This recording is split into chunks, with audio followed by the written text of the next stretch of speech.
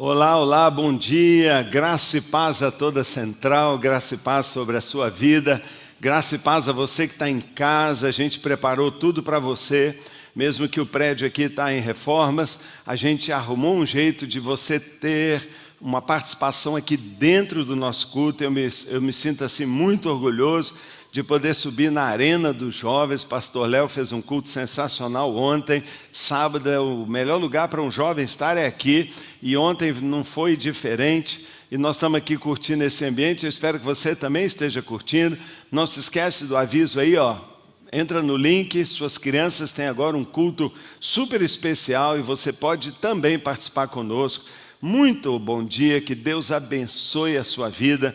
Nós estamos tão felizes porque nesta semana agora é a semana do Dia do Amigo e nós podemos terminar o ano alegrando o coração de Deus, alcançando o nosso alvo particular, de fazer o que de mais precioso a gente pode fazer por alguém: compartilhar o Evangelho, o poder de Deus para a salvação de qualquer um que crer nele será salvo. Então, que privilégio a igreja tem, não é? De poder participar e de divulgar e de anunciar o Evangelho a todas as pessoas. Ontem eu tive o privilégio de pregar no Dia da Visão. Ontem foi Dia da Visão. Mas lá em Angola, na Central Angola, várias igrejas, líderes de até diferentes cidades se reuniram, e por esse milagre aqui, ó, da internet, nós pregamos ontem, foi poderoso. Meus parabéns ao pastor Anderson e Flávia, e que lindo, que equipe maravilhosa, e quantos líderes de célula vão anunciando o Evangelho, fazendo o quê? O Eu Mais Um lá em Angola, porque nós cremos que Deus vai, sem dúvida alguma, abençoar muito a igreja nesses dias com uma grande colheita para o bem da igreja, mas principalmente para o bem daqueles que são alcançados. Não se esqueça, portanto, daquele desafio que o pastor Inar nos fez, de no domingo que vem trazemos uma grande oferta para missões. Há desafios urgentes em missões mundiais, missões nacionais, a Missão Vida e tantos outros que a gente apoia. É um presente que a gente dá no final do ano, é um impulso que é tão aguardado, e desde que a Central é Central, no final do ano a gente levanta uma grande oferta, a gente passa ela toda. Aliás, tudo que é de missões e social a gente passa. A maior porcentagem dos dízimos da igreja vai para fora, e a gente tem o privilégio de investir tanto assim. Antes da gente pregar, eu queria que você orasse comigo, né? Eu queria que você curvasse a sua cabeça e nós tivéssemos um momento de oração, que você colocasse a sua vida, que você colocasse esse momento da palavra, mas também você se lembrasse como corpo daquele que está doendo. Se fosse uma martelada no seu dedinho, você estaria aqui hoje, mas sentindo o seu dedinho, pois tem partes do nosso corpo que hoje estão sofrendo, e nós queremos orar por eles, e nós queremos clamar, e nós queremos levantar um clamor pela nossa nação, e nós queremos orar pelo nosso país, que a gente ama tanto. Somos brasileiros com muito orgulho e queremos orar pela nossa família brasileira. Pai, muito obrigado por este domingo. Muito obrigado, Senhor, por tantos irmãos aqui conosco. Muito obrigado pela transmissão online, Pai, que é um milagre. Muito obrigado porque esta pandemia nos obrigou a saltar com tudo nessa nova dimensão de comunicação, de pregação, de união. Muito obrigado, Pai. Unge a transmissão, que Deus nada decaia daqui para lá. Pelo contrário, que o ambiente familiar, o lar, se torne mesmo um ninho para o Espírito Santo, se torne um lugar onde o Senhor é bem-vindo, se torne um lugar de atenção, ó Deus, um lugar de recebimento e de transferência de muita unção. Abençoa aqui também, Pai, tantos irmãos que vieram. Que alegria nós estamos podendo de novo, Senhor, nos reunir presencialmente. Que saudade. Por isso é que nós pedimos, Pai, ó Deus, pelo fim da pandemia. A pandemia tem trazido danos familiares, tem trazido principalmente morte, enfermidade, medo, ansiedade. Por favor, Pai, leve embora esse vírus, Senhor. Tira o poder de contágio dele. Deus, em nome de Jesus, pelo bem das pessoas, pelo bem da igreja, pela nossa reunião. Ó Deus, principalmente, Pai, pela saúde das pessoas, pela economia, pelo trabalho, pelo emprego, pela dignidade, pelo valor da vida. Oh Deus, nós pedimos, Deus, oh Pai, o Senhor falou que se viesse a praga e o seu povo se humilhasse e orasse, buscasse a sua face e se arrependesse dos seus próprios pecados, o Senhor prometeu que ouviria do céu, perdoaria pecados, porque o teu amor cobre multidão de pecados e sararia a nossa terra. E nós pedimos cura, Senhor, nós pedimos cura, e nós pedimos cura, Pai, pela vida da Cacau, Senhor, que todo dia nós oramos, e pela Lauana, Senhor, pelo Glênio, Pai, pelo Adilson, pela Márcia, pela Inoã, Pai, todos esses irmãos que sofreram do câncer, Senhor, estão se recuperando e lutando, pois nós lutamos juntos, pedindo poder e cura e graça sobre a vida deles. Abençoa a Silvana, a Marina, a Juliana, que não é câncer, mas tem rins disfuncionais. Eu quero pedir cura, eu quero pedir pelo Enzo, Senhor, esse garoto lindo, Pai, que tem um tumor no seu cérebro e é tão amado desta igreja. Oramos pelas crianças, Pai, guarda as crianças. Oramos pelos casamentos em crise, que o Senhor abençoe as famílias, Pai, família que o Senhor tanto ama, de onde tudo começou e onde tudo terminará. Pai, pelos pais com filhos pequenos nessa época sem escola. Deus, nós oramos, Pai, pelos empresários, pelos desempregados, por uma recuperação econômica, pelos diaristas, Senhor, nós oramos. Abençoa e abençoa esta igreja, tua central, tua igreja, Pai. Abençoa a Nova Pampulha aqui do Pastor Inar. Pai, que o Senhor Deus já estenda a tua mão, trazendo graça e favor sobre aquela igreja. Oro por cada célula, cada líder de célula nesta semana, que se mobilizem com compaixão, movidos por visão, movidos pelo poder maior do Evangelho, que é salvar o perdido. Nós oramos, Pai, por cada encontro da célula, que, ó Deus, nossa prioridade seja apresentar Jesus Cristo claramente às pessoas, porque há uma fome tão grande, e o Senhor encheu o nosso coração de compaixão pelo perdido. O nosso chamado é fazer discípulos em todas as nações. Essa é, na verdade, a maior comissão. É claro que nós amamos o Senhor sobre todas as coisas. Como nós te amamos, Jesus. Somos apaixonados pelo Senhor, pela sua igreja, mas nós amamos o nosso próximo como a nós mesmos. E nós que nascemos de novo sabemos que de tudo que nos aconteceu, oh Pai, eu tenho um casamento maravilhoso, filhos maravilhosos, amigos maravilhosos, oh Deus, tantas oportunidades, formação, mas nada foi mais lindo na minha vida do que o seu perdão. Nada me transformou, me alegrou e me deu mais segurança e certeza, ó Deus, do que a salvação gratuita em Jesus. Pois, Pai, eu oro pedindo por pessoas que a gente ama, amigos nossos que conheçam a Jesus. Por favor, Pai, ouve a nossa oração e fala aqui, Pai, neste momento, no poder da Tua palavra. Abençoa-nos, Deus, eu te peço isso, eu oro em nome de Jesus, Pai. Amém e amém. Louvado seja Deus. Amém? Amém. Abra a sua Bíblia, por favor. Abra a sua Bíblia no livro de Lucas, no capítulo 15. Lucas, no capítulo 15, quem é um pouco mais versado na Bíblia, sabe que quando a gente abre de Lucas 15, nós vamos falar de algumas parábolas. E hoje eu queria, e eu pedi para acelerarem, porque eu quero tempo para conversar com vocês. Eu anunciei um título bem assim, cativante. Eu procurei ser o mais provocativo possível, porque eu queria que todo mundo ouvisse essa pregação. Eu queria que os jovens que normalmente não participam do sábado, do domingo pela manhã, também se conectassem. Eu queria que o pessoal de longe, eu queria que pessoas de outras unidades, toda a central ouvisse essa palavra, porque hoje eu quero falar sobre a essência primordial do Evangelho. Eu quero falar daquilo que é o fundamento do cristianismo. E é por isso que eu vou ter que falar para isso, e eu quero falar sim sobre a igreja que é a expressão visível do cristianismo. O cristianismo se materializa através do povo cristão, é o povo cristão que mostra o Evangelho. O cristianismo será aos olhos das pessoas o que o povo cristão é. O cristianismo não se manifesta por um prédio. O cristianismo não é revelado por catedrais. O cristianismo se mostra numa geração pela qualidade dos cristãos daquela geração. Nós recebemos um bastão, nós recebemos uma mensagem, nós vimos o bom testemunho de nossos irmãos e o cristianismo chegou até nós marcado de sacrifício, de verdade, com testemunhos de vidas que impactaram a história da humanidade.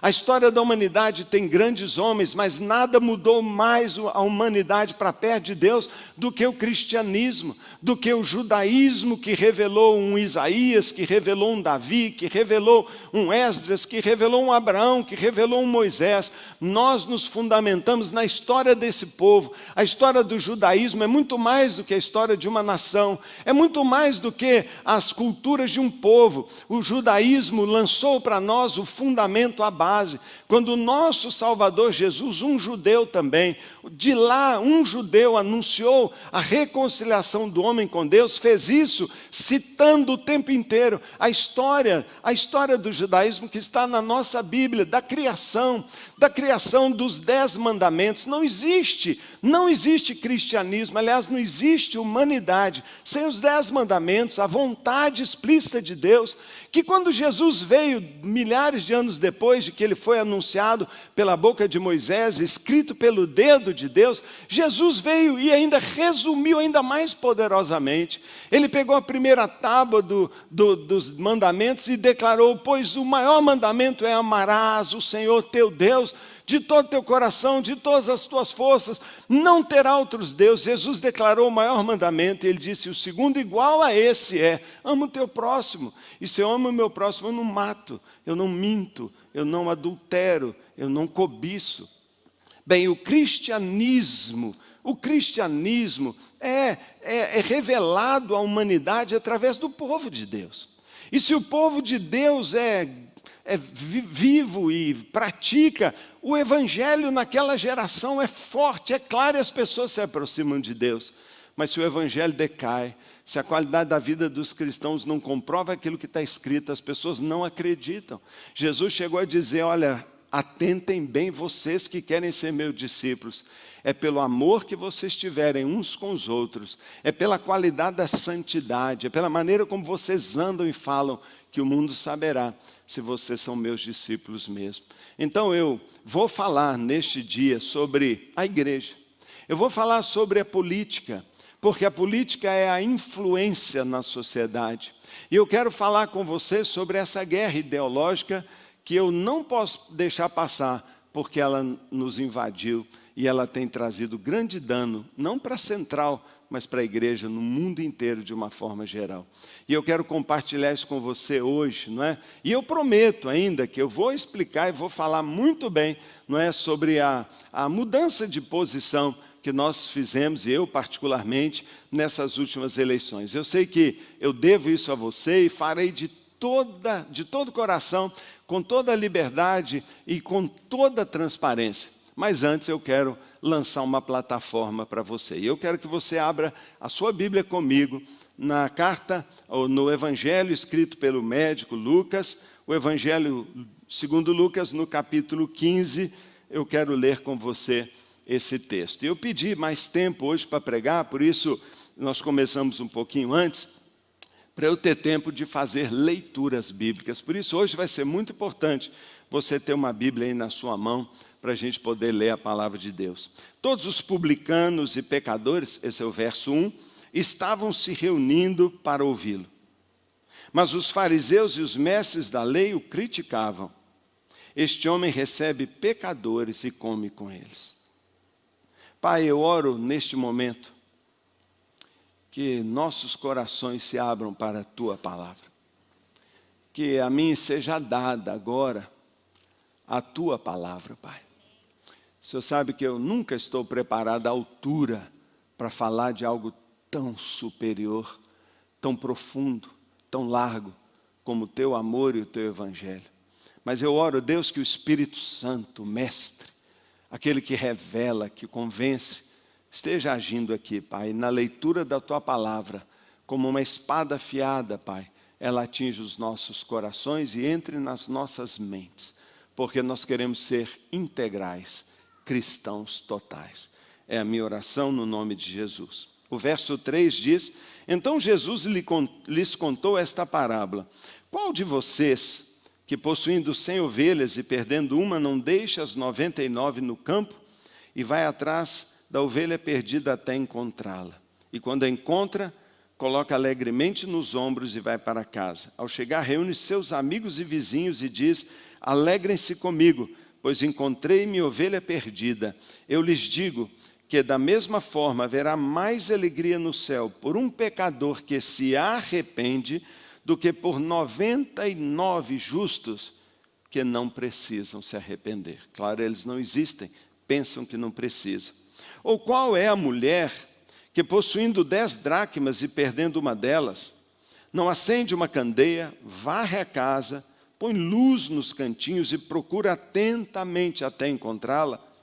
E quando a encontra, reúne as amigas e vizinhas e diz: alegrem-se comigo, pois encontrei minha moeda perdida. Eu lhes digo que da mesma forma há alegria na presença dos anjos de Deus por um pecador que se arrepende. E ele vai para a terceira parábola, emendada uma na outra, tal a relevância do tema. No verso 11 diz: Jesus continuou. Um homem tinha 2 filhos. O mais novo disse ao seu pai: pai, quero a minha parte na herança. Assim ele repartiu sua propriedade entre eles. Não muito tempo depois, o filho mais novo reuniu tudo o que tinha e foi para uma região distante. Lá desperdiçou os seus bens vivendo irresponsavelmente. Irresponsavelmente. Existe como viver irresponsavelmente e não pagar por isso? Depois de ter gasto tudo, houve uma grande fome em toda aquela região e ele começou a passar necessidade. Por isso, foi empregar-se com um dos cidadãos daquela região que o mandou para o seu campo a fim de cuidar de porcos. Ele desejava encher o estômago com as vagens de alfarrobeira que os porcos comiam, mas ninguém lhe dava nada. Caindo em si, ele disse: quantos empregados de meu pai têm comida de sobra e eu aqui morrendo de fome? Eu me porei a caminho e voltarei para o meu pai e lhe direi: pai, eu pequei contra o céu e eu pequei contra ti. Não sou mais digno de ser chamado seu filho, então trata-me como um dos teus empregados. A seguir levantou-se e foi para o seu pai. Estando ainda longe, seu pai o viu e, cheio de compaixão, correu para o seu filho, o abraçou e beijou. O filho lhe disse: pai, pequei contra o céu e contra ti. Não sou mais digno de ser chamado seu filho. Mas o pai disse aos seus servos: depressa, tragam a melhor roupa e vistam nele. Coloquem um anel em seu dedo e calçados em seus pés. Tragam um novilho gordo e matem-no. Vamos fazer uma festa e alegrar-nos, pois este meu filho estava morto e voltou à vida. Estava perdido e foi achado. E começaram a festejar o seu regresso. Esta é a única vez na Bíblia, você já sabe disso, em que 3 parábolas são repetidas uma atrás da outra, com o mesmo tema para falar a mesma coisa. E o que essa parábola fala? Ela fala que o homem está perdido, ele precisa de salvação. Ele nunca vai encontrar a salvação se ele não se esforçar para buscar, se ele não procurar por ela. Salvação nunca vai ser jogado goela abaixo para pessoa nenhuma, porque Deus nos dotou de livre-arbítrio. A pessoa mesmo tem que buscar a salvação. E ele não vai achá-la com facilidade, ele vai ter que procurá-la como algo que foi perdido. E ele vai precisar de luz para isso, ele vai precisar de luz para poder entender. Seus olhos vão ter que ser abertos. Há como que uma venda tampando os olhos das pessoas. E a maioria das pessoas não acha o caminho da salvação e não acha sozinho. Por isso há uma parábola junto com ela que fala de busca, mas fala de alguém que ajuda. Fala de alguém que desce aos abismos para buscá-la. E isso é uma referência a Jesus. Nenhum de nós encontraria salvação sozinhos, praticando a justiça pelos seus méritos, Um Salvador veio do céu. Um pastor, um bom pastor, veio ao abismo para nos buscar. Ele deu a sua vida, ele arriscou tudo, não é? Ele trocou de lugar conosco para nos salvar. E ele termina, Jesus mesmo, explicando todo o cenário de que precisa ter uma busca, precisa ter um redentor. Mas ele diz também que precisa haver arrependimento. Ninguém pode puxar você do abismo quando você está dizendo, eu quero ficar aqui, não quero ir. E ele complementa o entendimento perfeito a respeito do que é a redenção e, na verdade, o que é o cristianismo, quando ele nos conta a parábola do filho pródigo. E a parábola do filho pródigo monta uma cena que é impossível nós não entendermos o cristianismo, porque ela fala de um pai perfeito, um pai amoroso, um pai extraordinário. Ele tem uma casa de abundância, ele tem um reino de abundância, ele quer nos prover um reino de abundância. O reino deste Pai é um reino de amor, é um reino de abundância, é um reino de paz, é um reino de segurança. Mas por incrível que pareça, o coração de um filho rebelde, ele é tão mau que ele não consegue desfrutar daquilo que o Pai lhe dá. Ele detorce a imagem do pai, vê no pai um tirano, um opressor, vê no pai um desmancha-prazer, vê na casa do pai uma prisão e ele quer ir embora. E ele vai embora, ele assume a sua responsabilidade e vai embora. Ele pega o que ele tem e ele sai de lá rico, porque ele tem essa herança, ele tem essa filiação, mas ele joga isso no lixo. Ao cometer pecados e mais pecados, ele está declarando, eu não quero ligação com esse reino, eu não quero ligação com esse pai, eu não quero nada com Deus. Ele vira as costas, para ele queria que Deus morresse, porque ele queria herança, e herança significa, morre logo seu velho, eu quero pegar o que você tem, me dá logo a sua herança, porque para mim seria bom se você não existisse. E esse é um retrato do mundo. Para nós seria bom se Deus não existisse. Seria bom se o ateísmo fosse verdade, porque nunca vou ser cobrado. Então eu não quero Deus, eu quero imaginar que Deus não existe, como Ele existe, e eu não tenho como negá-lo, então eu me afasto dele. E eu me afasto pelo pecado, eu tento pecar, para que eu não sinta a falta de Deus, nem culpa. E eu me justifico e digo, todo mundo faz isso, não há culpa. E a verdade é que esse rapaz, ele se afasta de Deus. Ele se afasta da casa do pai. E é lá, distante do pai, que ele vai descobrir a verdade. Que ele vai ver que não tem vida longe da casa do pai. É questão de tempo, e ele começa a colher a consequência da escolha errada que ele faz. E se você olhar para o mundo, e se você se assusta com o mundo, e se você se preocupa com o mundo e o que tem acontecido e onde nós fomos parar, é porque o mundo escolheu ir para longe da casa do Pai. E o mundo, ele está distante de Deus, e ele está sofrendo as consequências de estar distante de Deus. O cristianismo prega a volta. O cristianismo é a mensagem da reconciliação. O cristianismo é o caminho. Jesus disse, eu sou o caminho, ninguém vem para o Pai a não ser através de mim. Cristo veio para resolver esse problema. Ele nos amou de tal maneira que Ele veio para nos pegar pela mão, para ser o pastor que desce nos nossos abismos, para nos ajudar a ter a luz e achar o que nós perdemos, para abrir os nossos olhos. Ele veio para isso. E Ele vem com o objetivo de nos levar de volta. Mas a base do cristianismo é que para voltar para a casa do Pai, é necessário o arrependimento. É necessário que a pessoa entenda isso, perceba as consequências, perceba a necessidade de um redentor, de um salvador, e ele queira voltar para a casa do Pai. Então, por favor, tente criar na sua cabeça esse quadro, a casa do Pai, o caminho que nos afasta dele, nós distantes do Pai. Monte esse quadro. Então agora vamos ver a história do cristianismo. Sabe como a história do cristianismo começou?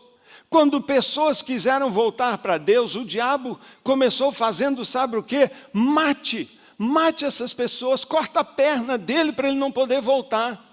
E o início da igreja, lá no começo com os romanos foi, quem quiser voltar eu mato. E sabe, muita gente morreu porque sabia, viver sem Deus é morte eterna. E as pessoas arriscaram-se a ir para a fogueira e para morrer, por quê? Porque elas sabiam que a vida eterna é muito maior do que a vida passageira. Eles queriam morrer, eles queriam ter suas filhas estupradas. Tiago queria levar uma espadada na barriga e morrer? Claro que não, é igual a nós. Mas entre ficar eternamente longe de Deus ou viver esta vida, eu prefiro morrer. Mas é claro que não é isso que o cristianismo pregou. O cristianismo não precisa disso e nem quer isso. Paulo nos ensina, por favor, ore para que vivamos vidas tranquilas e pacíficas. E a palavra pacífica é, ore para que não haja esse tipo de perseguição. Porque não é bom isso, ninguém quer isso, mas foi a primeira tática. Só que a mensagem se tornou tão desafiadora, o cristianismo se tornou tão poderoso mediante a perseguição, que o diabo desistiu dessa técnica. E ao longo da história tem criado 1000 maneiras de fazer com que você não volte para Deus. Uma das maneiras é o ateísmo. O ateísmo humanista diz o quê? Deus não existe. Deus não existe. E você tem os grandes filósofos ateístas dizendo e tentando provar, trouxa, Deus não existe. Onde ele está? Eu não estou vendo. Eu não estou vendo, como se um ser como Deus só fosse provado pela visão. E aí ele fala, vocês são os trouxas. Por quê? Porque na própria fundamentação da sua formação, da criação de Deus, já foi colocado olhos de fé em você. Você sabe que Deus existe mesmo sem ele existir. Sem entender, e o ateísmo não cresceu. E o ateísmo pode combater o que for, mas ele fica lá restrito a um pouquinho de gente. Mas eles continuam batendo nessa tecla, e você tem aí evolucionistas, e você tem filósofos que tentam dizer que Deus é uma ilusão, que Deus é uma utopia, que Deus é um sonho do homem, que Deus é uma solução de consciência. Você é que julga. Mas outras estratégias têm sido adotadas. Se eu não consigo, então, dizer que Deus não existe, se eu não consigo, porque quanto mais eu tento falar, Deus não existe, mais o ser humano está buscando a Deus, mais a espiritualidade está aflorando, e eles descobriram o inimigo, tudo é cabeça do anticristo, do Satanás, do diabo. Ele quer nos afastar de Deus, porque ele veio matar, roubar e destruir. Não é uma articulação humana, é influência do inferno mesmo. Do diabo, que é o pai da mentira. Toda mentira tem o objetivo de afastar o homem de Deus. Então pense em todas as artimanhas e estratégias que o diabo tem falado para quê? Para que o homem não volte para Deus. Agora, se Deus existe, então eu não consigo tocá-lo. Ele é o Deus Todo-Poderoso, então eu vou tocar no homem. Eu vou tocar no homem. E se você perceber, ao longo de toda a história, o maior de todos os esforços para afastar o homem de Deus, não foi a perseguição. O comunismo, só nos primeiros anos, lá na Rússia, matou 20 milhões de cristãos. Sem contar na China. Mas por mais que matassem, a igreja crescia. Então a violência é uma tática para alguns lugares, mas não funciona. O ateísmo e tentar dizer que Deus não existe não funciona porque ele está gravado no nosso gene. No fundo a gente sabe que Deus existe. A nossa consciência nos revela, os céus proclamam a glória de Deus. Nós acabamos de ler no Salmo 19, ninguém consegue te cegar, cara. Quando você pega um bebê no colo e você vê aquele milagre saindo de um ventre, como meu netinho agora, você fala, glória a Deus. Deus não existe, mas você quer dizer graças a Deus, na hora de um acidente, de uma necessidade, oh meu Deus, mas você não é ateu, azar, esquece. Está dentro da gente. Então o foco da estratégia para matar e destruir a humanidade e anular o bom testemunho da igreja, porque o cristianismo se revela através dos crentes. A estratégia é atacar o próprio crente. É aquele jovem que saiu de casa, o alvo do ataque. em que se baseia? Eu poderia ficar aqui a tarde toda falando sobre as estratégias para manter aquele jovem longe da casa do pai dele. Mas eu vou ficar numa só. Qual é a única maneira realmente decisiva e vitoriosa para que aquele jovem nunca volte para a casa do pai? É arrumar uma maneira de que aquela dor que ele sente, aquela consequência que ele está experimentando por causa dos seus erros, sejam atenuadas. E ele consiga ficar na pocilga, comendo comida de porco, e não achar isso tão ruim. Eu só posso mantê-lo lá se eu enganá-lo, se eu mentir para ele, se eu fizer a cabeça dele de uma maneira que ele diz, tá bom assim, dá para viver, ou é a vontade de Deus, ou a vida é isso mesmo.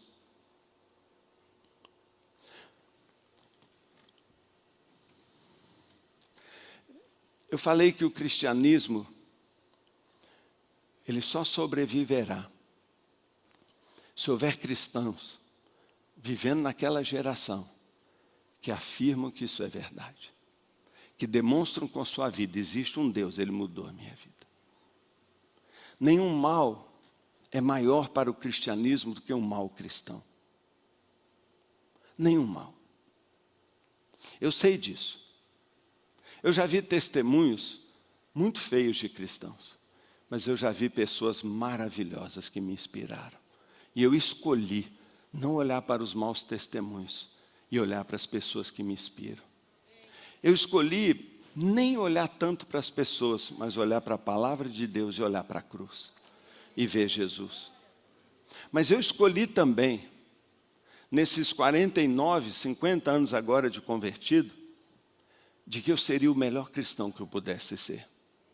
E de que eu demonstrasse na minha vida ética, na minha vida moral, na minha vida como líder, como pessoa, como engenheiro, como marido, o melhor cristão que eu pudesse ser. E se eu tivesse que ganhar alguma coisa aqui no mundo, um dinheirinho a mais, uma graça a mais, qualquer coisa, um prazer a mais, mas isso fosse comprometer o cristianismo que eu abracei, eu decidi, eu não vou abrir mão disso. E eu nunca negociei isso. Você não pode falar uma coisa da minha vida, eu tenho um testemunho de pastor de 32 anos. Porque eu entendo, e você também entende, que o cristianismo numa geração será o reflexo da qualidade da vida dos seus cristãos. E eu estou profundamente preocupado com a igreja dessa época. Muito preocupado. Muito preocupado se nós estamos cumprindo ou não a nossa missão. Porque a nossa missão é levar o evangelho às pessoas. Isso nós estamos fazendo. Mas não é só isso. Mas é transformar as pessoas em verdadeiros discípulos de Jesus. Gente que vive de modo digno do cristianismo. Só que o inimigo é exatamente isso que ele não quer. E ele não vai fazer com que você entregue a sua fé e munde o evangelho com um susto. Ele não vai fazer isso. Ele não vai botar uma mulher pelada ou um homem pelado na sua frente. Ele não vai chegar para você com cocaína e falar, cheira. Ele não é trouxa, ele sabe que você vai dizer não e vai virar mais crente ainda. Então, ele tem trabalhado pacientemente por anos, através de posturas e posicionamentos. E ele tem atuado através do pensamento humanista. Eu não vou falar disso, o pastor Daniel já falou, a internet está lotada disso, você tem os melhores para pregarem. Mas a verdade, pura verdade, é que nós estamos sendo atacados, nós estamos sendo destruídos, nós estamos sendo estuprados, nós estamos sendo violentados por pensamentos que eles são tão sutis, que eles estão nos afastando e causando um dano que talvez seja irreparável. Talvez seja a maior ameaça de toda a história do cristianismo que nós vivemos e nós não estamos notando. Nós não estamos notando como o inimigo está tendo tanto sucesso. Como ele não teve com mortes de irmãos nossos. Como ele não teve com 1000 estratégias, mas ele está tendo agora. Então perceba, nós estamos vendo aquele moço lá comendo comida de porco. E sabe o que nós estamos dizendo? Coitadinho. Sabe o que nós estamos fazendo? Nós estamos botando uma lente marxista, uma lente socialista, estamos interpretando o problema dele como sendo uma vítima da opressão. Coitado desse garoto, ele está passando fome. Coitado desse garoto, ninguém faz nada, onde está o governo? Por que ele está nessa situação? Sabe por que ele está? Porque ele quis ir para lá. Sabe por que ele está? Porque ele usou o livre-arbítrio dele para estar lá. Só que o marxismo diz que tudo é resultado de uma guerra de classes. Tudo é opressor e oprimido. Você não está cansado disso? Será que você não notou que de 10 anos para cá o discurso mudou completamente?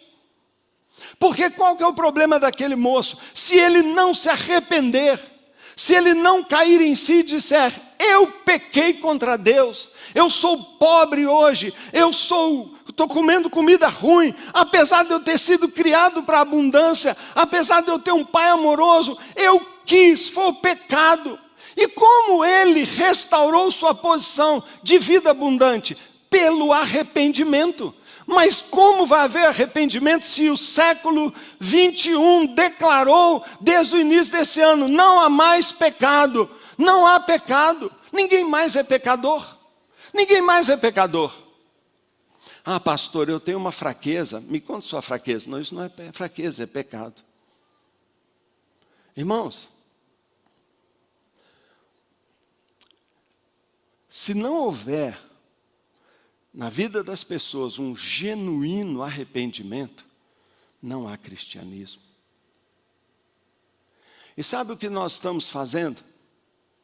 Nós estamos botando justificativas, nós estamos, como está muito em moda por aí, gerando um coitadismo geral de todo mundo, e não tem conversa. Não é? É um absurdo aquele pai. Bem, o pai deu tudo, atendeu, insistiu, pediu, mas deixou ele ir, porque não pode proibi-lo. Agora ele está naquele buraco e a culpa é do pai. A culpa é de Deus, a culpa é da igreja, a culpa é do fulano. Irmãos, eu não falo isso aqui, ainda não, porque eu vou falar, porque eu vou atacar, mas eu não estou atacando, eu estou pregando. E essa minha pregação é a pregação mais sincera do meu coração. Talvez eu não corei tanto para uma pregação, porque eu estou defendendo o Evangelho. Eu não estou defendendo uma igreja, eu não estou defendendo uma posição. Irmão, você é livre, todos somos livres, cometemos erros, eu cometo, você comete, mas o Evangelho não tem erro. O Evangelho é de Deus, ele desceu do céu. O Evangelho é Deus salvando o ser humano, o único caminho. Sabe por que existe espiritismo? Sabe por quê? E sabe por que nós combatemos o espiritismo e você não acha ruim da gente combater o espiritismo? Sabe por que a gente prega contra o espiritismo? Sabe por que nós fazemos cursos para saber pregar contra um monte de religião desse tipo? Sabe por quê? Porque o espiritismo diz, você vai reencarnar, reencarnar e reencarnar e você não precisa de redentor. Então, o filho pródigo na história do espiritismo fica lá mesmo. Agora ele está comendo comida de porco, depois ele vai comer sanduíche na próxima reencarnação. Depois disso, um dia ele vai atingir. Assim também é o budismo. E nós atacamos o budismo. Mas como nós estamos atacando religião, ninguém acha ruim. Agora, quando nós atacamos algo muito pior que religião, que também, no meu entender, é uma religião, que é um pensamento comunista, socialista e marxista, não pode, é politicamente errado, não pode, por quê? Porque eles defendem o pobre, quem defende o pobre é o Evangelho, porque o Evangelho diz para o pobre, eu tenho uma mensagem de redenção integral para a sua vida, eu sigo um Deus que pregou na sua palavra, ame o pobre, não faça acepção de pessoas, cuide da viúva. Agora, ele diz para qualquer pessoa, o rico ou o pobre, como sair do seu buraco existencial, como não se destruir, e é por um único caminho, o arrependimento, é levantar, deixar a vida velha e ir encontrar com Deus, porque nele está a sua vida, a sua identidade, o seu caminho. Qualquer coisa que tente prender você lá. Se eu estou pregando o evangelho, eu estou dizendo para você, venha, vamos. E ele fala, eu não posso, porque meu pé está preso. Eu não posso. E se o que está prendendo ele de ir para Cristo é o espiritismo, eu vou cortar o espiritismo. Se é o ateísmo, eu vou cortar o ateísmo. E se for o marxismo moderno transfigurado, eu vou cortar também. Por quê? Porque está impedindo a pessoa de se converter. Vai seguindo o meu pensamento. Então, esse é o embate. O grande embate que está havendo não é político, ideológico, é espiritual.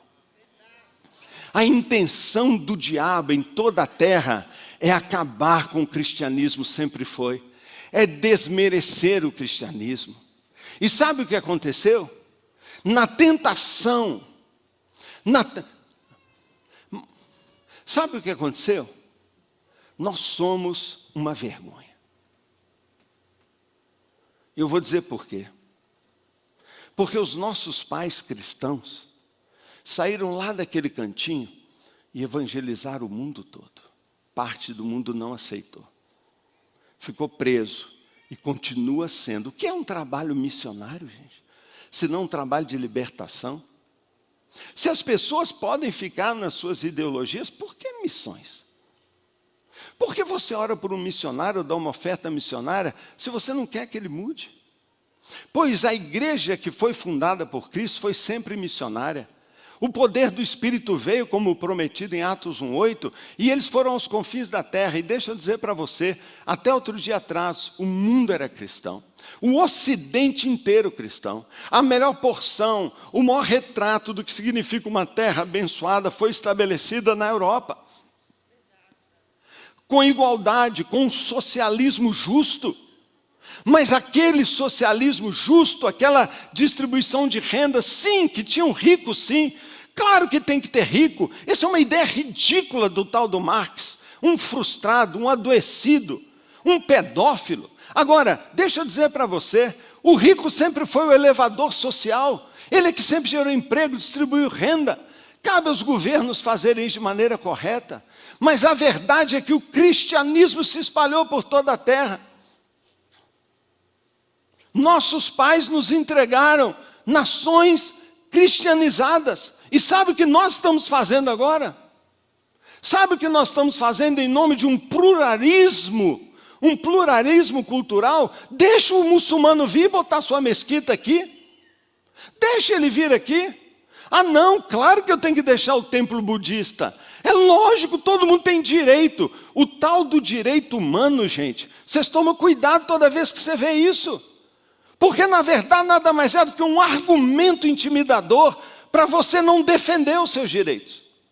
E quando isso começou a acontecer, a cultura cristã ocidental começou a desmoronar. Eu estava na Alemanha outro dia, fazendo trabalho, ajudando a Alemanha. Nós estamos trabalhando, temos missionários lá. Sabe por quê? Porque a presidente da Alemanha, Angela Merkel, ela fez um clamor, falou, por favor, cristãos, venham recristianizar a Alemanha. Não tem futuro para esta nação. Há 20 anos atrás foi dito que agora a Europa estaria islamizada, toda tomada por morte e violência. O que é um grande muçulmano é quem corta o pescoço de um cristão. E você fala, abre mesquita em Belo Horizonte. Ah, bem-vindos. Bem-vindos. Destrua meu país. Destrua minha cultura. Olha os Estados Unidos, o que eles estão vivendo, porque quiseram ser politicamente corretos. Porque quiseram ser a nação. Todo mundo pode vir. Olha o que está acontecendo lá agora. Você pode olhar como você quiser. Eu estou olhando do ponto de vista do cristianismo. Deixa eu dizer para você uma coisa. A não ser que haja arrependimento, não há nunca mudança de vida. Essa é a bandeira do cristianismo. Essa é a grande bandeira. E sabe o que esse marxismo, o pluralismo cultural, o humanismo está dizendo? Não é pecado, não. Não é pecado, não. Irmãos, aí nós começamos a complicar tudo. nós começamos a complicar tudo. Esse é o meu problema. Tudo que você for entender sobre minha vida, eu como pastor, eu sou pastor, eu tenho um rebanho, eu vou prestar conta desse rebanho. Durante anos eu tenho pregado aqui, há 32 anos. Eu tenho trabalhado pelo desenvolvimento dessa igreja e eu tenho trabalhado com honestidade, com minhas limitações evidentes e claras e não escondidas, mas com muita verdade, com muito apego à palavra. Agora deixa eu dizer para você, há um inimigo como eu nunca enfrentei. Nunca. Nunca enfrentei. Quando eu comecei como pastor era demônio. Os demônios estavam em todo lugar. E quando eu pregava, eu vinha pregar em guerra. Sabe qual era a minha guerra? A minha guerra era: Deus amarra os demônios. Eles não possam perturbar. Eu não deixo eles se manifestarem. Eles não vão cegar. Ele não vai amedrontar uma pessoa. E era incrível, eu estava às vezes pregando o evangelho, ninguém convertia. Eu fazia uma oração, falava: demônio, solta! E a pessoa soltava. Passados alguns anos, eu sou pastor, prego o mesmo evangelho. Você sabe que eu oro para o demônio soltar, mas eu oro muito mais para o marxismo soltar a cabeça dele, para o espírito crítico, para a filosofia de hoje, pela mentira de que não é pecado. Eu vou falar com vocês aqui as expressões de oposição maior à igreja. A primeira delas, o grande ataque, tem sido dirigido à base da sociedade. Não é a base da sociedade ocidental, é universal, é de criação, é projeto de Deus, é a família. A família tem sido atacada. E por favor, não pense que eu vou falar que ela tem sido atacada pelo movimento LGBT. Não. Ele está aí também. Mas ele é secundário, nem preocupe com ele. O que tem destruído a família é a cultura do adultério. Nos 10 mandamentos não está escrito: não seja gay. Mas nos 10 mandamentos está escrito, e ninguém corte essa mensagem dizendo: ó, o pastor Paulo defendendo os gays. Eu não estou defendendo, eu vou chegar lá. Mas o que eu estou dizendo é que lá está escrito: não adulterarás. Por quê? Por que não adulterarás? Porque o homossexualismo nada mais é do que uma expressão de infidelidade, do que uma promiscuidade transvestida de outra maneira. Mas a raiz do problema é a infidelidade. Toda a violência que você está vendo aí, você acha que é problema de polícia? Você acha que é problema do rico opressor? Você acha que é um problema da cor? Não é, é um problema de família. Porque família de pai negro ou família de mãe negro que se ama e que cuida da família gera bons filhos. Gera filhos honestos, filhos trabalhadores. Mas o que tem destruído a família é a infidelidade, é a imoralidade. Por isso nossos maiores inimigos não é principalmente esse movimento, mas é acima de tudo nossa tolerância ao pecado. Não há arrependimento. E parece que ser hétero virou um selo verde para você pecar. Não, pelo menos eu não sou gay, mas é um garanhão pegador, uma mulher infiel que traz seu marido, ou uma solteira muito levadinha, um solteiro sujo e que está destruindo o testemunho do evangelho. E que vai gerar famílias onde o adultério vai continuar presente, e filhos inseguros, filhos rejeitados, filhos sem limites, filhos sem afeição, vão gerar cidadãos criminosos. Então nós temos corrupção, violência, morte na nação, e isso é culpa das próprias famílias e muito culpa do cristianismo. Que tipo de cristão nós estamos gerando? Leia por favor hoje Efésios capítulo 4, Efésios capítulo 5. Porque ser cristão é tirar uma roupa feia, velha e pecadora, e botar uma roupa nova. O nosso testemunho é vergonhoso. Porque o cristianismo veio para o mundo inteiro através de pessoas honestas, através de pessoas que sabem, eu sou crente, então eu sou honesto. As pessoas podiam crer numa pessoa. Nunca iam imaginar que um pai cristão estaria num prostíbulo. Nunca. Mas hoje isso é normal. Sabe por quê? Porque não tem pecado. Mas é lógico que o movimento LGBT está aí. E ele vem fazer o pior ataque. É o ataque à identidade do ser humano. Irmãos, por favor, seja inteligente. O que é o natural? Quando nasce um bebê, ninguém, em comunidade nenhuma, em ambiente nenhum, em país algum, pergunta qual o nome dele. A primeira coisa que pergunta é menino ou menina. Isso é o normal, porque Deus criou o homem e a mulher. O cristianismo se baseia na ideologia, na identidade de sexo. Você é homem, você tem uma identidade. Você é mulher, você tem outra identidade. Mas o marxismo, por causa dessa questão de ter que promiscuir a sociedade, gerou e criou uma ideologia não de sexo, mas de gênero. E aí era lésbica e gay, agora é aquele negócio, tem os pessoal aí dos queer aí, já identificaram mais de 30 tipos de ideologia, e leve susto você, porque um homem pai de 3 filhos com 50 anos de idade, largou sua família, largou toda a sua casa para ir viver como uma menininha de 6 anos adotada por um casal que cuida deles num bercinho. Isso existe hoje. Isso é uma afronta.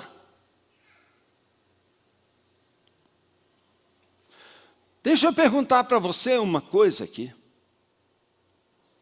Você é a favor do aborto? Eu estou perguntando. Em alguma situação você é a favor do aborto?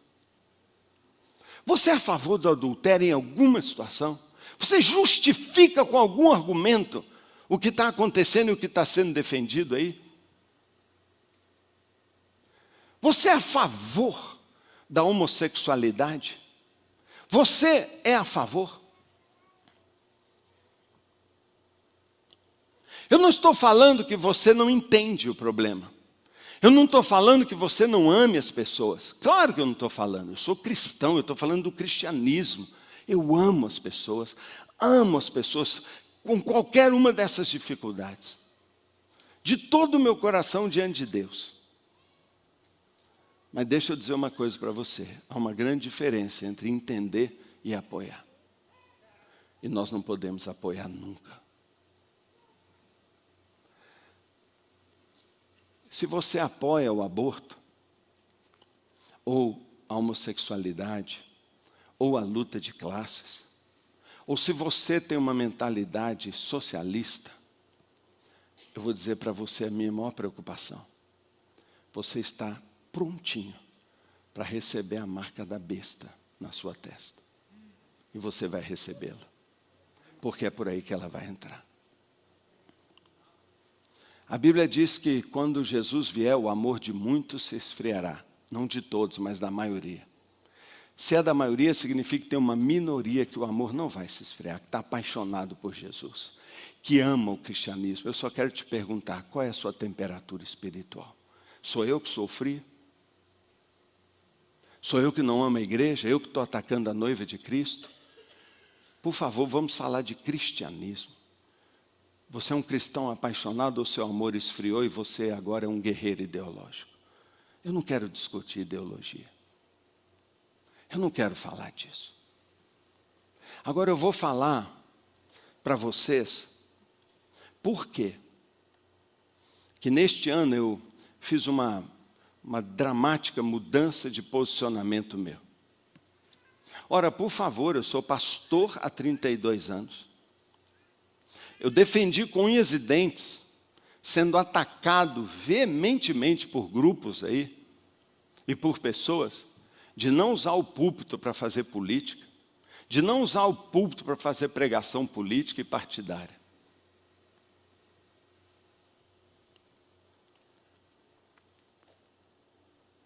Mas, nos últimos anos, aquilo que estava escondido veio às claras. O que era suspeita foi declarado em programas de governo. E eu já preguei, e foi a primeira vez, eu já preguei lá para trás, numa outra eleição, porque uma pessoa não podia votar num partido comunista, marxista, desta maneira. Por que ele não podia votar? Porque ao apoiar algo assim, você se torna um anticristão.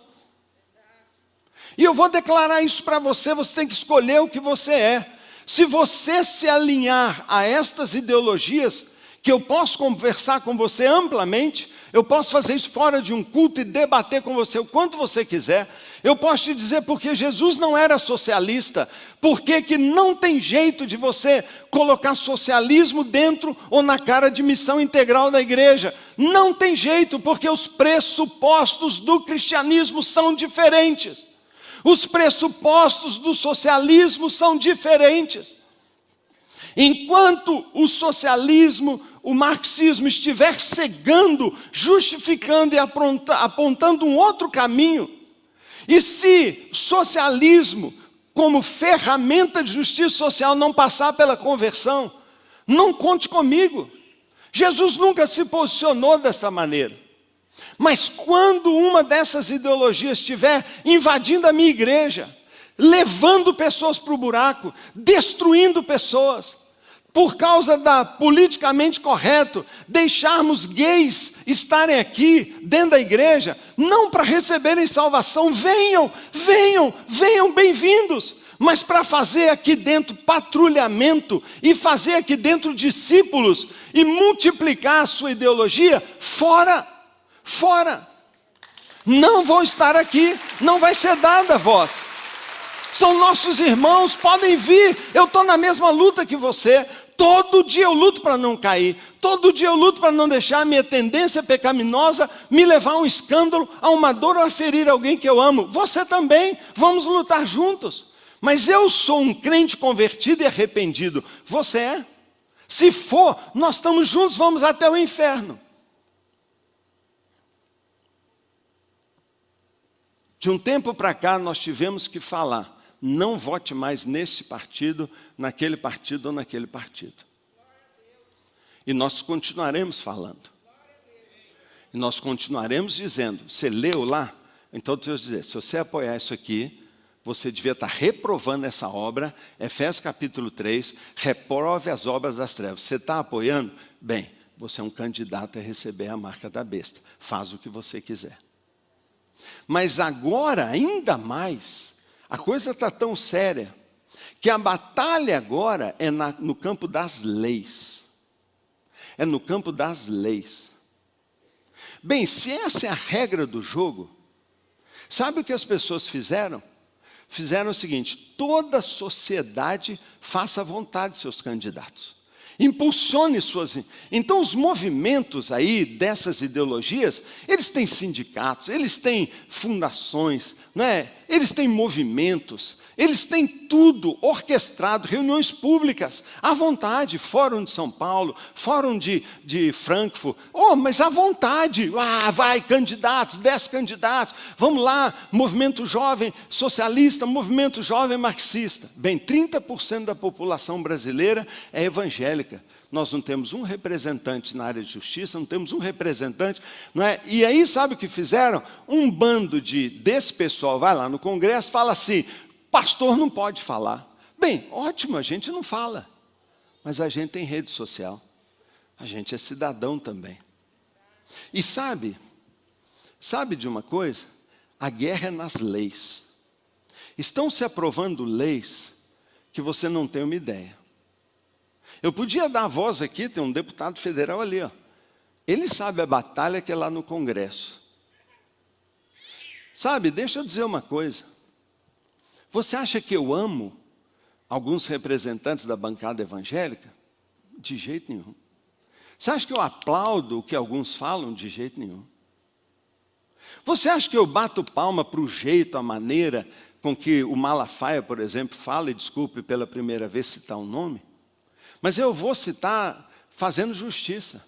Poucos homens deste país têm lutado tanto para proteger a igreja na sua liberdade do que ele. E eu não gosto, hein, de um monte de coisa, mas eu vou dizer para você, o cara põe a cara dele à tapa. E isso, sabe, me preocupa.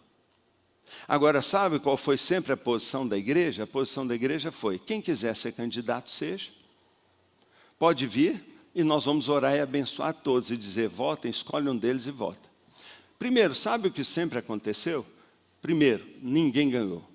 Sempre perde, porque desune e divide votos. Neste ano nós tivemos 12 candidatos que levaram mais de 14 mil votos e nenhum foi eleito. Talvez um da Vila Estrela, ótimo, o Júlio, estamos orando e torcendo para ele conseguir ser confirmado.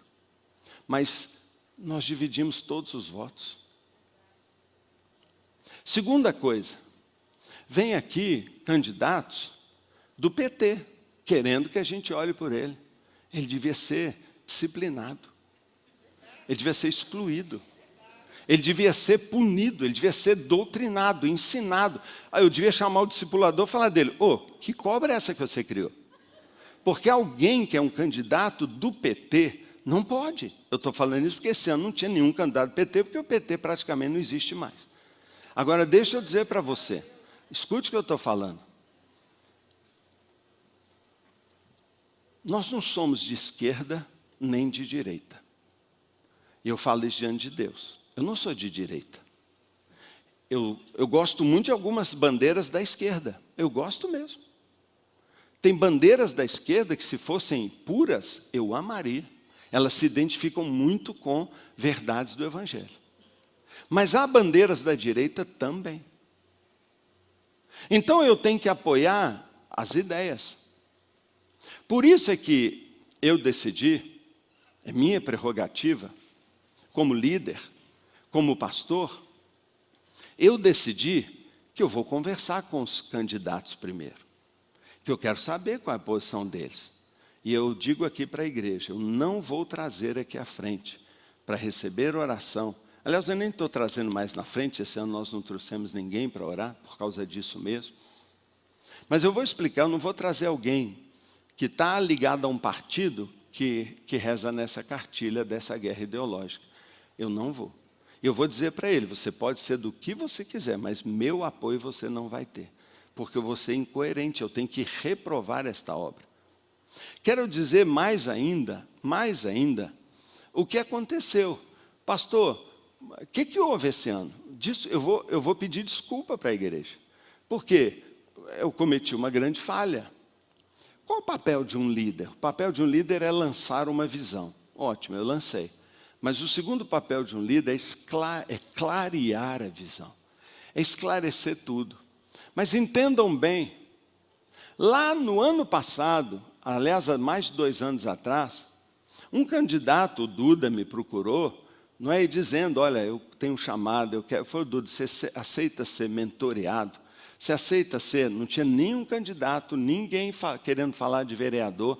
E nós ficamos mais de 1 ano ensinando, levantando posições. Faça isso, ande com tal pessoa, faça aquilo. E ele começou a se preparar. Falou do chamado dele, eu falei, você pode ser um que a gente apoie, não é? Compartilhe isso com amigos, com pastores. É uma pessoa maravilhosa, tem 20 anos, conhecemos ele, carismático, inteligente, gerente, administrador, um grande vendedor, um grande posicionado, crente mesmo. Então eu falei, ótimo, vou apoiar esse cara. Bem, em fevereiro, eu me encontrei com mais um excelente candidato, está aqui, amigo meu, que eu admiro demais, e falei com ele, eu falei, olha, eu estou apoiando o fulano. Mas você quer vir junto? Vamos juntar. Vamos fazer aí. Nós estamos organizando isso, ainda não deu para organizar. Muito legal o que você está fazendo, super bacana, mas eu tenho um chamado, eu tenho uma visão, eu tenho uma estratégia, eu prefiro continuar. Eu falei, beleza, não tem problema nenhum. Mas dos outros 10 candidatos, porque foram 2, nenhum me procurou, nem falou que era candidato. Tem gente que eu fiquei sabendo que era candidato um dia que nós oramos ali em cima.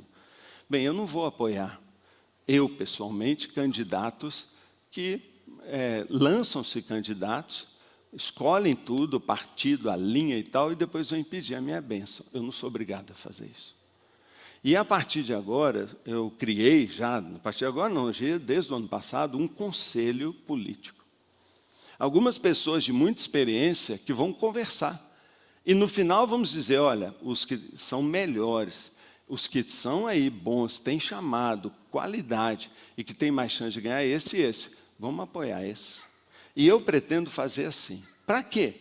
Porque nós precisamos de pessoas que estejam no meio da política, representando a causa do Evangelho, os valores, os pressupostos, nem para a direita, nem para a esquerda, mas no cristianismo. Eu não estou dizendo que é centro, eu não estou dizendo que é centro, não é? Agora, há um problema aí, sabe, é que a esquerda se especializou em fazer o quê? Não é? Ela vem com uma adulteração total de valores, esconde eles atrás, e vem para uma pessoa e fala, seu fascista, você falou aquilo, seu... Então, há líderes hoje que defendem muito mais os valores do cristianismo, mas que a mente marxista está detestando, por quê? Porque pegou um detalhe lá da vida dele. Nenhum desses é pastor nem nada, mas qual bandeira que ele levanta? Que lei que ele vai apoiar? Que membro do Supremo ele vai colocar? É isso que a igreja tem que se preocupar, porque senão o que vai acontecer? A igreja vai parar de crescer? Não. A igreja vai sofrer alguma coisa? Não. A igreja não quer nada. A igreja não quer nada. A única coisa que a igreja quer, não ser perseguida para poder pregar o evangelho, que é o que está na agenda da esquerda. Cala a igreja. Você já ouviu 1 milhão de vezes, a única coisa que impede a esquerda de dominar o Brasil é a sua igreja. A igreja mais forte do mundo está no Brasil hoje.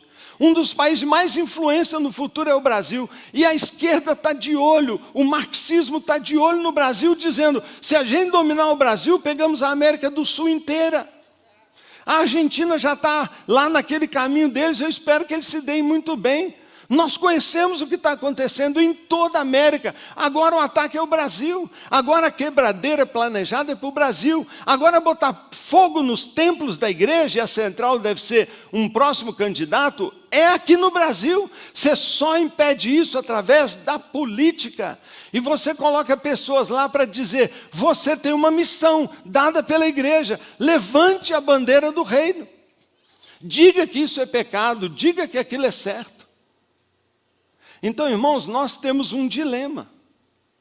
Ou nós vamos nos esconder nas 4 paredes, ou nós vamos proteger e avançar para defender a família, para defender a vida e para defender a liberdade de religião. É só isso que nós queremos. Eu peço 1000 perdões à igreja por não ter sido claro. Mas em março, quando a gente ia fazer alguma coisa, entrou uma pandemia monstra. Fomos fechados, todo mundo sumiu, nós tivemos que fazer uma virada espetacular para esse mundo online. Nós tivemos que adaptar 2.000 células para online, nós tivemos que aproveitar, e nós enterramos numa energia, numa doação, isso ficou de lado. Depois a pandemia foi se prolongando tanto que começaram a falar, nem vai ter eleição esse ano, nem vai ter eleição, vai ser adiado, vai ser no ano que vem. Nós ficamos esperando, quando estourou, era desse tamaninho. Quando estourou, já começou, e quando começou, eu não podia falar essa mensagem, não era justo. Eu esperei passar. Bem, o que eu estou fazendo é voto de cabresto? É voto de cabresto? Eu queria ter um cabresto. Irmão, como eu queria botar um cabresto na você. Porque eu te atendo no meu gabinete e falo assim, não entre nesse caminho. É um caminho de morte. Você vai se destruir. Larga essa pessoa. E ele, tá bom, pastor, não faz nada. Ah, se eu tivesse um voto de cabresto, cada pregação você já estaria vivendo. Cada princípio você já estaria vivendo, mas você usa a sua liberdade para dizer, não, eu quero. Bem, se você quer, ótimo, todo mundo é livre. Deixa eu dizer, você é livre. Nunca você vai ter que votar em alguém que eu apoie. Mas se eu apoio, você vai saber, eu analisei ele do ponto de vista da Bíblia, do ponto de vista da família dele, do caráter dele, do partido dele, eu digo, ó, esse é ótimo. é um cara ótimo. Mas a coisa foi tão confusa que nós perdemos as conexões e os diálogos. Eu podia ter feito melhor. Podia ter colocado esses dois, se nós tínhamos 2 ou 3 maravilhosos, aliás, ótimos. Central brilha, não é? Brilha nesse sentido. E eu peço 1000 desculpas por provocar um mal-estar. Eu atribuo que a derrota do candidato que eu apoiei, fui eu que causei. Eu atribuo que eu estou devendo para ele isso. Por quê? Porque ao não me posicionar tão claramente, eu o prejudiquei. Porque gerou da parte de alguns dizendo, então eu também não vou votar nele. É muito feio. Do lado pessoal eu fico triste. Mas do lado pastoral é a melhor coisa que pode acontecer. Porque uma coisa eu prometo para vocês, não é? A minha vida vocês já conhecem, a igreja vocês conhecem. Você sabe o que a Central é. Você sabe como ela é. Você sabe como ela é dirigida. Mas eu prometo que eu vou ser claro, mais claro, mais claro. Pode discordar? Pode à vontade. Claro, você não pode discordar da parábola que eu preguei. Mas você pode discordar da posição que eu terminei, à vontade. E você discorda dizendo, não, pastor, não vou. Você pode discordar de Deus dizendo, não adulterarás? Muitos têm discordado. Você pode discordar de Deus e sair da casa dele? Pode. Vai comer comida de porco. Você pode deixar o evangelho? Pode. Você pode o que quiser, porque todos nós somos absolutamente livres e independentes. Mas quando você levantou sua mão e aceitou ser um cristão, você aceitou que a partir de hoje você vai viver isso aqui. Você aceitou crer na palavra. Você aceitou um sistema de governo definido por Deus. Eu não estou aqui como pastor porque eu quero, eu fui chamado por Deus. Eu tenho liderado a igreja por um chamado de Deus. Todas as decisões que eu tomei ao longo desses 32 anos foram acertadas. Todas. Eu não errei numa coisa, não houve uma causa, uma quebra, uma coisa. Eu não estou dizendo que todas as atitudes foram corretas, mas o caminho correto. E eu tenho certeza que esse é correto também. Porque hoje nós vivemos uma guerra ideológica e eu entrei nela. Eu não vou deixar a escola fazer o que está fazendo com as crianças. Eu não vou deixar homem nu em museu sem protestar. Eu não vou deixar, as escolas doutrinarem nossos filhos, como as universidades brasileiras estão fazendo. E se eu tiver um representante, eu vou falar com ele, vai lá e vota na escola sem partido. Manda limpar as escolas disso aí. Trabalha por isso. Não aprove uma lei de aborto livre. Não aprove uma lei. Hoje, uma pessoa que vive uma relação homossexual e que é anticonstitucional dizer que ele é casado, porque na nossa Constituição está dizendo que o casamento é entre um homem e uma mulher. O resto tudo aí é forçação de barra de doutrinação marxista. É proibido o aborto, é crime, é crime. E quem está fazendo vista grossa, esse governo aí, devia ser responsabilizado. Porque é proibido matar uma pessoa, tirar uma vida ainda que de um bebê. E a igreja, ela trabalha por essa bandeira. Mas o pior de tudo não é se fazer isso. É que ao se legalizar, vai dizer que não é pecado mais. E sabe por que tantos se divorciam? Porque em 1977, um deputado conseguiu aprovar a lei do divórcio no Brasil. E a partir daí, muita gente está divorciada e dizendo, eu posso estar divorciado, mesmo que ele esteja flagrosamente em desobediência e rebelião contra Deus. E ele vai viver isso na paz da lei. Então amanhã vai ter isso. E aí vem uma lei que vai proibir a igreja de fazer essas coisas. E amanhã um irmão nosso é confeiteiro e ele vai fazer um bolo de casamento e o cara fala assim, mas eu quero o bolo com 2 homens se beijando ali em cima. Ele fala, isso eu não faço. Aí ele chama a polícia e fala assim, homofóbico, tem que fazer.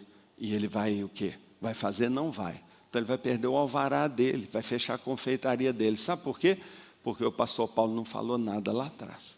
Porque a igreja ficou calada. Porque a igreja quis ser cool.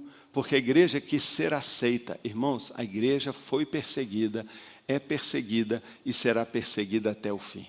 Até o fim. Esse é o cenário. A igreja é contra todo mundo. Por quê? Porque ela denuncia o pecado. E ela levanta uma mensagem de arrependimento. Deixa eu dizer para você, essa ideia de que existem os pobres porque o rico é que faz isso, pensa direito, por favor. Pensa direito. Dá uma lida nesse material. Vai estudar sobre isso. E toma cuidado para você não ser enganado. Eu peço mil desculpas, não é de tomar um culto assim inteiro e pregar uma palavra dessa num domingo, mas tornou-se tão público e tão difícil. De novo, eu peço perdão por não ter deixado tudo muito claro. Prometo que eu vou melhorar. Prometo que eu vou trabalhar mais, discutir melhor, estabelecer com todos parâmetros mais justos. Não foram. Não é? Procedimentos mais corretos não foram nem com quem eu apoiei, nem com quem eu me calei, não foram. Foi mal feito mesmo e por isso a confusão. Então, muito que eu estou fazendo é corrigir minha própria besteira, mas eu estou aproveitando para pregar para você algo que está no meu coração, algo que está no meu coração. Quando você estuda, eu termino o livro de Atos, e você anda em todo o livro, você vai ver o início da igreja no mundo. O impacto foi extraordinário. É por isso que nós sabemos e declaramos que a igreja é a esperança do mundo. E de 12 discípulos, apóstolos, com um grupinho de 70 e depois 120, nasceu a igreja. Foi quando o Espírito Santo veio. E a igreja começou a crescer e se espalhou pelo mundo inteiro. Sabe por que ela cresceu? E quando eu digo cresceu, não estou falando em número. Mas eu estou falando naqueles princípios que a central adota. E eu quero que você anote para você saber o que é a sua igreja. Porque talvez você vai pensar, eu devo continuar nessa igreja? O evangelho, o cristianismo avançou e mudou o mundo. E é a maior força nas leis, em tudo que você ama veio do cristianismo, o direito da mulher, o direito, não é, da justiça, tudo veio do cristianismo. De um mundo bárbaro, assassino, tudo se regulou, tudo vem do cristianismo. O direito de todos, a justiça, tudo veio de Jesus. Mas sabe como esse cristianismo se espalhou? Primeiro, no capítulo 2, quando o Espírito Santo é derramado em Pentecostes, Pedro, cheio do Espírito, prega o evangelho corajosamente. Ele fala de que Jesus. E o evangelho cresceu. Nossa igreja levanta em primeiro lugar essa bandeira. Temos que pregar o evangelho. Por isso que semana que vem é dia do amigo, e eu vou falar sempre. Se você não prega o evangelho, você não é um cristão. Porque o cristão é ide fazer discípulos, pregue o evangelho. A igreja cresceu pela pregação ousada, clara do evangelho. No capítulo 3, um paralítico de nascença, um aleijado é curado. Isso gera uma polvorosa na cidade. As autoridades religiosas vêm e vão bater em Pedro e João e nos discípulos. Falam, cala a boca, vocês não podem pregar. E ele fala assim, nós nunca nos calaremos. Segundo lugar, a igreja cresce porque ela é corajosa. Porque ela não aceita as imposições para ela parar de calar. Foi assim que a igreja cresceu. A igreja é poderosa no capítulo 4 porque ela orou. E a igreja se fechou, o lugar tremeu, e mais e mais. E se você for procurando no livro de Atos, você vai ver o livro todo dizendo 3.000 converteram, 5.000 converteram, uma multidão converteu, e vai falando só cada vez mais a palavra. Por quê? Olha por quê. A terceira causa é porque a igreja orava. Você quer saber outras causas? Leia o livro de Atos. Mas você vai ver no capítulo 5 que um casal vende um terreno, distribui, pega o valor e dá para a igreja, só que fica com metade. Chega lá na igreja, na frente de todo mundo, pessoal, eu vendi um lote e eu estou dando todo o valor do lote como oferta. Aí todo mundo, uau! E ele, começou uma hipocrisia, entrou uma mentirinha. Sabe o que Deus fez? Os dois caíram mortos. Deus matou. Isso não é no Velho Testamento, não. Novo Testamento. Sabe por que a igreja crescia? Porque ela não tolerava dentro dela. Aliás, nem foi a igreja, foi Deus. a hipocrisia, o pecado e a mentira. Ou seja, disciplina. Sabe, aqui ó, sabe um erro da Central?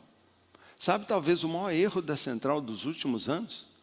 Nós tiramos aqui do púlpito a disciplina pública do pecador. Não há temor mais. As pessoas vivem vidas toda atrapalhadas aí fora e vêm para cá levantar a mão e adorar a Deus. Eu temo pela vida de pessoas. Irmãos, de Deus não se zomba. O que o homem semear, ele vai colher. Isso mexeu muito comigo, sabe? Mexeu demais. No capítulo 6, você vai ver por que a igreja cresceu, porque houve um problema. Houve murmuração entre os irmãos. Os apóstolos tiveram que parar tudo, porque divisão. Sabe por que a igreja impactou o mundo? Porque ela resolveu seus problemas de unidade, quando os apóstolos definiram uma posição. E o problema foi resolvido, e eu estou aqui para fazer isso. Eu botei um título todo ali para você vir aqui dizendo: você tem que se unir com a sua igreja, ou você não é igreja. E se você for lendo, você vai ver ao longo de todos os capítulos, cada um, uma razão por que a igreja cresceu. A Central quer ser uma igreja influente. A Central é uma igreja extraordinária. Nós estamos vivendo um novo tempo, o melhor tempo da nossa igreja.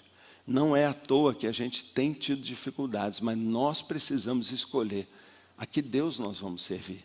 Se aos deuses deste mundo e o hedonismo é o maior dos deuses, o egoísmo, ou ao Deus verdadeiro. E servir ao Deus verdadeiro é pagar um preço de sacrifício, de santidade, de lealdade, fidelidade a Ele, que eu também tento fazer. Não é a mim não, é a Ele, mas é a sua igreja.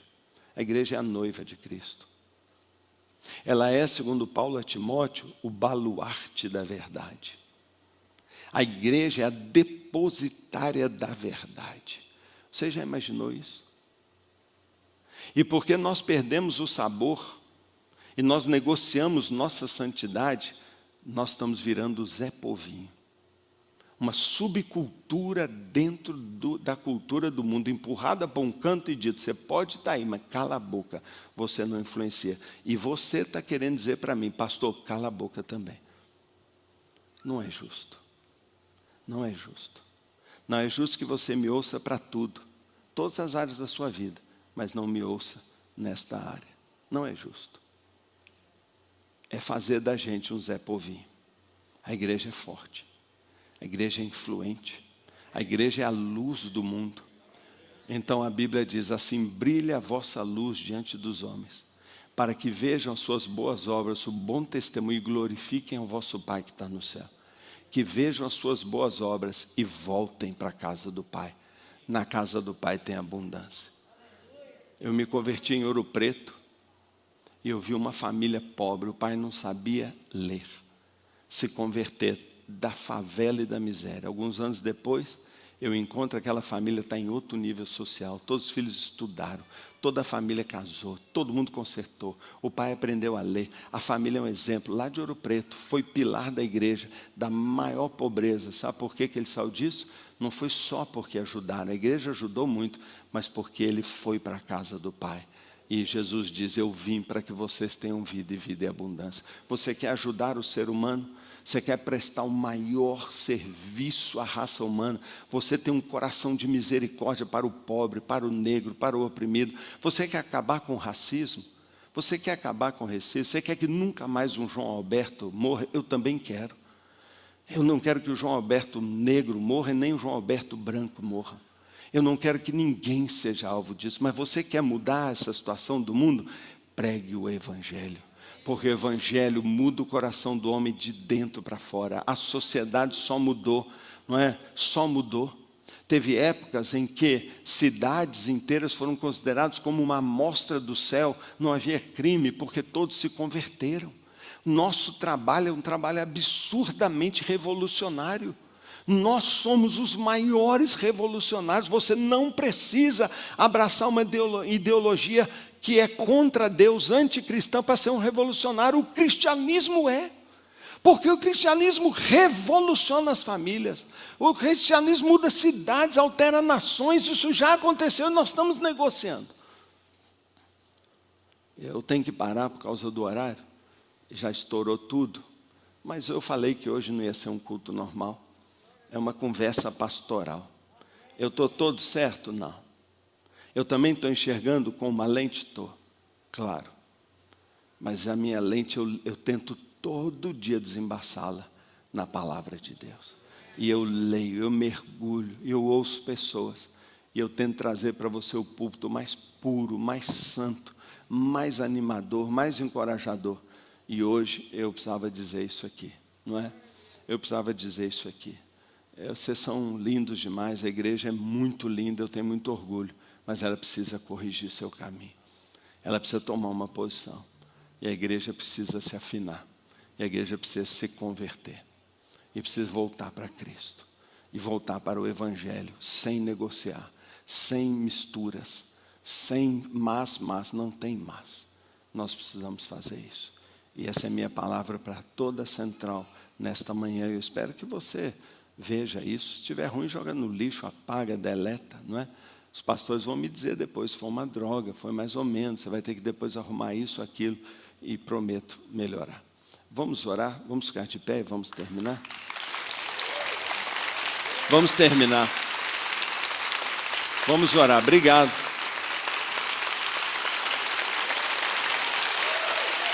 Obrigado. Vamos orar.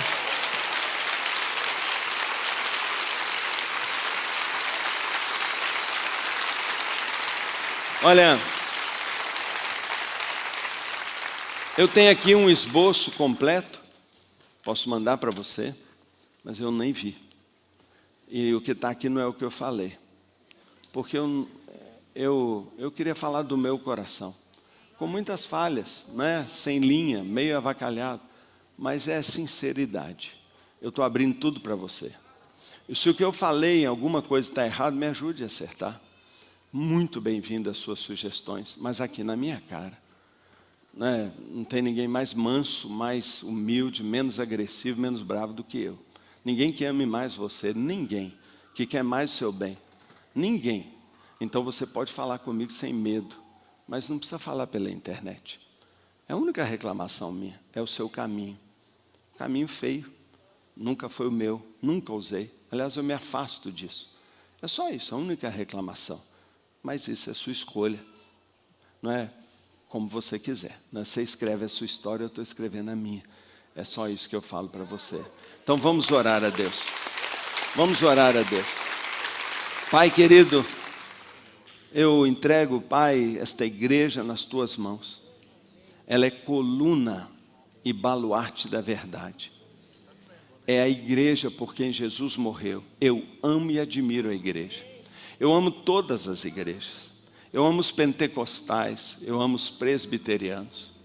Eu amo os reformados, Pai. Eu amo os calvinistas, os arminianos. Porque discordamos em algumas doutrinas, mas concordamos em Cristo, em Deus. Por isso, Pai, eu me esforço tanto com todas as igrejas, pelo DNA, pelas minhas participações e palavras, por promover a unidade. E quando eu vejo a minha igreja sendo atacada com palavras maldosas, atacada, Pai, pelo diabo, porque as palavras não são de nenhuma pessoa, mas do diabo.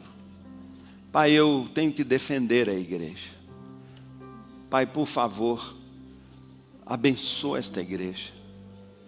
O que eu mais te peço, Pai, é um avivamento espiritual, tão patente a todos, que todos vejam, Jeová chamar, Deus está nessa igreja. Pai, é só isso que eu quero, Pai. Ó Deus, eu quero diminuir cada vez mais. Sou servo dos servos, sou escravo de orelha furada. Eu estou aqui para servir, ó Deus, a todos os irmãos, dar minha vida por eles.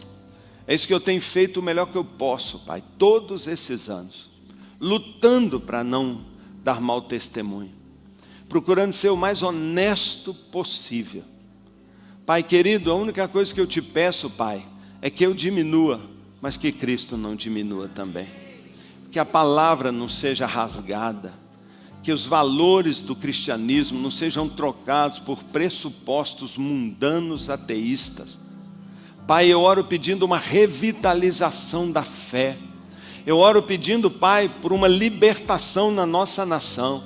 Eu oro sim, Pai, pela libertação da escola que virou prisioneira, a libertação da mídia que está na mão, Senhor. Ó Deus, na sua maioria de pessoas mal intencionadas, doutrinadores da sociedade, minorias que impõem goela abaixo e que querem nos obrigar a chamar nossos filhos de menine. Ó Deus, a aceitar, ó Deus, práticas que são absurdas em relação à sua palavra.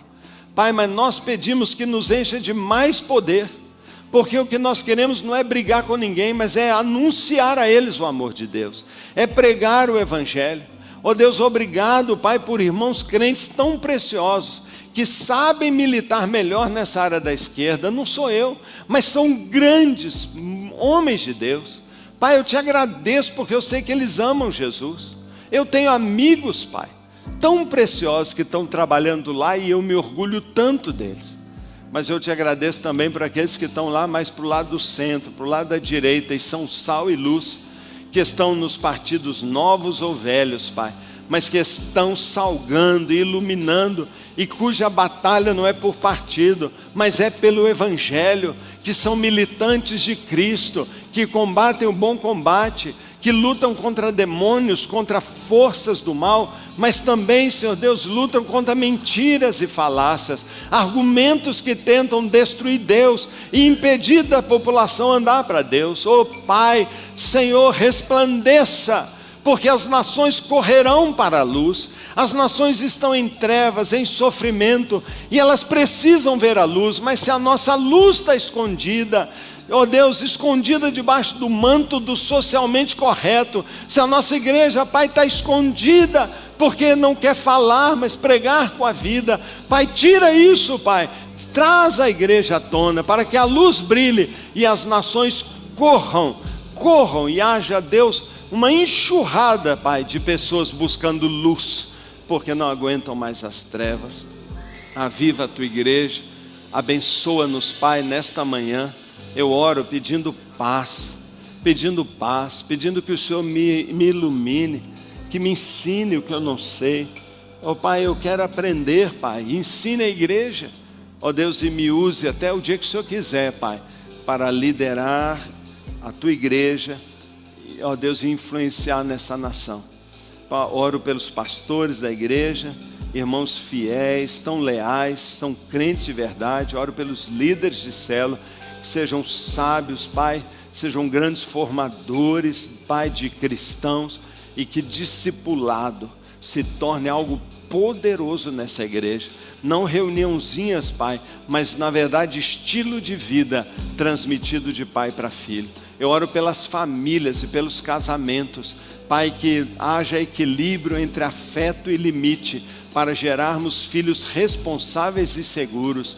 Pai, que haja na igreja, Pai, ó Deus, a responsabilidade de cada pessoa, para não criarmos uma igreja de parasitas, que ficam dependendo do pastor para tudo. Mas eu oro pessoas que tenham autonomia, que sabem buscar a Deus, que sabem tomar decisões, porque são bem formados, e conhecem a Deus, e sabem orar e têm sua Bíblia na mão.